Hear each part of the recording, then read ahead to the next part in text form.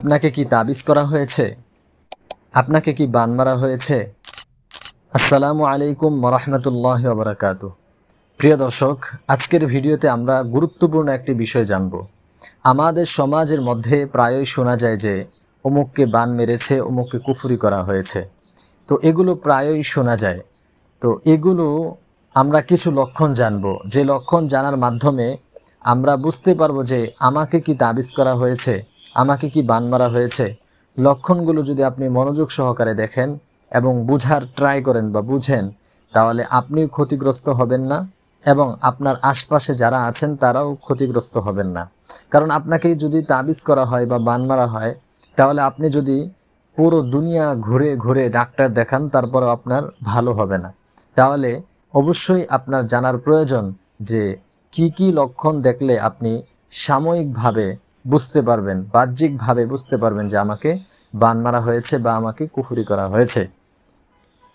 তো আজকের ভিডিওতে আমরা এই বিষয়গুলো কয়েকটা বিষয় জানবো। এর পরবর্তী ভিডিওতে আমরা আরও ধাপে ধাপে বিষয়গুলো জানবো ইনশাআল্লাহ তাআলা।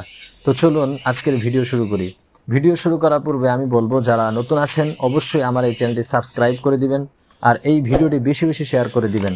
কারণ আমাদের সমাজের মধ্যে অনেক ভাই আছেন, তারা না জেনে ডাক্তারের কাছে দৌড়ায়, না জেনে বিভিন্ন জায়গায় দৌড়ায়। অযথা অজায়গায় না গিয়ে সঠিক জায়গায় যেতে হবে। সুতরাং সঠিক জায়গায় কোথায় যাবেন এটাও আজকের ভিডিওতে আপনাদেরকে বলে দিব ইনশাআল্লাহ। বলে রাখি, যদি আপনাদের কোনো জটিল সমস্যা থাকে তাহলে অবশ্যই আপনারা আমার সাথে যোগাযোগ করতে পারেন, সমস্যা নেই ইনশাআল্লাহ। আপনাদের সমস্যাগুলোকে ধরে দেওয়া হবে। অবশ্যই আপনারা কমেন্ট করতে পারেন যে হুজুর আমি সমস্যায় ভুগছি, আপনার সাথে যোগাযোগ করতে চাই, তাহলে আমি আপনাকে নাম্বার দিয়ে দিব ইনশাআল্লাহ তাআলা। অবশ্যই আপনারা আমার সাথে যোগাযোগ করার চেষ্টা করবেন। তো চলুন আপনাদেরকে সেই বিষয়গুলোর আমি নোট করে রেখেছি, কয়েকটা বিষয় আমি আপনাদেরকে জানাচ্ছি, বলতেছি। মনোযোগ দিয়ে দেখবেন সম্পূর্ণ ভিডিও। অবশ্যই কমেন্ট করে জানাবেন যে এই সমস্যাগুলো আপনার মধ্যে আছে কি না।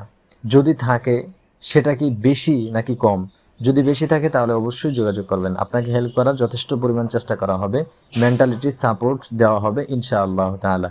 তো চলুন, আমি নোট করে রেখেছি, নোট থেকে আমি আপনাদেরকে শোনাচ্ছি।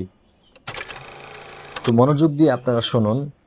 আমি লিখেছিলাম যে যদি কারো ওপর আসলেই তাবিজ বা কুফরি করা হয়ে থাকে, তবে তার মধ্যে শারীরিক ও মানসিক কিছু পরিবর্তন লক্ষ্য করা যায়।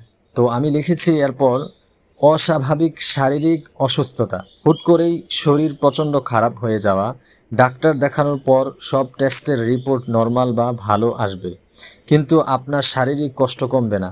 বিশেষ করে বুক ধড়ফড় করা, মাথায় তীব্র যন্ত্রণা বা শরীর ভারী হয়ে থাকা। এই যে আমি যে বিষয়গুলো আপনাদেরকে বললাম, একটা বিষয় আর কি তুলে ধরলাম, আরও তো তুলে ধরবো। এই বিষয়গুলো যদি আপনার মধ্যে দেখা দেয় তাহলে অবশ্যই আপনারা ভালো কোনো কবিরাজ বা আমার সাথে সাক্ষাৎ করতে পারেন ইনশাআল্লাহ তাআলা। তো চলুন আমরা দ্বিতীয় স্টেপটা জানি।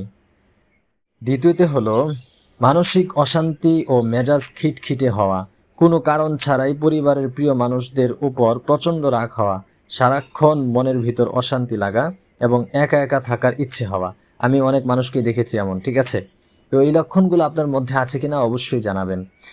3 নাম্বার হচ্ছে দুঃস্বপ্ন দেখা, ঘুমাতে গেলেই নিয়মিত ভয়ঙ্কর স্বপ্ন দেখা, যেমন উঁচু স্থান থেকে নিচে পড়ে যাওয়া, সাপ, কালো কুকুর বা কোনো ভয়ঙ্কর অবয়ব আপনাকে তাড়া করছে দেখা। আপনি ঘুমাচ্ছেন, ঘুমের মধ্যে আপনাকে কেউ দৌড়াচ্ছে, কেউ আপনাকে দৌড়াচ্ছে, এগুলো দেখতেছেন, ঠিক আছে? কোনো ভয়ঙ্কর প্রাণী আপনাকে দৌড়াচ্ছে, এগুলো যদি দেখেন তাহলে অবশ্যই যোগাযোগ করার চেষ্টা করবেন। 4 নম্বরে লিখেছিলাম কাজে চরম বাধা ও অলসতা, যে কাজে হাত দিচ্ছেন সেটাই নষ্ট হয়ে যাওয়া, হঠাৎ করে ব্যবসা বড় ক্ষতি হওয়া বা চাকরি চলে যাওয়া, শরীর সারাক্ষণ ক্লান্ত থাকা এবং কোনো শুভ কাজ করতে ইচ্ছে না করা। এগুলো যদি দেখতে পান অবশ্যই যোগাযোগ করবেন। 5 নাম্বার লিখেছিলাম ধর্মীয় কাজে অনীহা, যে কোনো ভালো কাজ যেমন নামাজ, রোজা, এগুলোতে আপনার অনীহা আসা, অবশ্যই আপনারা যোগাযোগ করবেন। কয়েকটা বিষয় তুলে ধরলাম। তো এই বিষয়গুলো যদি আপনাদের মধ্যে দেখা দেয় তাহলে অবশ্যই আপনারা আমার সাথে যোগাযোগ করার চেষ্টা করবেন। আমি আপনাদেরকে নাম্বার দিয়ে দিব ইনশাআল্লাহ তাআলা। এর পরবর্তীতে আপনাদের কাছে ভিডিও আসবে, ঘরের মধ্যে যদি তাবিজ থাকে তাহলে সেটা বোঝার উপায় কি। এই বুঝার উপায় নিয়ে একটা ভিডিও আপনাদের কাছে আসবে। সে পর্যন্ত আপনারা সাথে থাকবেন ইনশাআল্লাহ। পরিশেষে বলতে চাই, অবশ্যই এই লক্ষণগুলো যদি আপনার মধ্যে থাকে তাহলে অবশ্যই আমার সাথে যোগাযোগ করার চেষ্টা করবেন, আর ভালো একটি কমেন্ট করে যাবেন যে এই বিষয়গুলো আপনার মধ্যে আছে কিনা, অবশ্যই জানাবেন। আর ভিডিওটি বেশি বেশি শেয়ার করে দিবেন যেন মানুষের মধ্যে পৌঁছে যায় এবং তারা বুঝতে পারে যে আমার মধ্যে এইগুলোর কোনো সমস্যা আছে কিনা।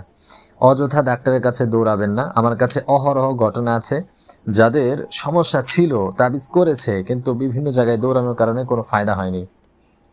তো পরিশেষে আমার সাথে সাক্ষাৎ হয়, আরও আমার যারা আমার সাথে কাজ করেছে ইতিপূর্বে তাদের সাথে সাক্ষাৎ হওয়ার কারণে আমি কিন্তু তাদেরকে ধরিয়ে দেই পরীক্ষার মাধ্যমে।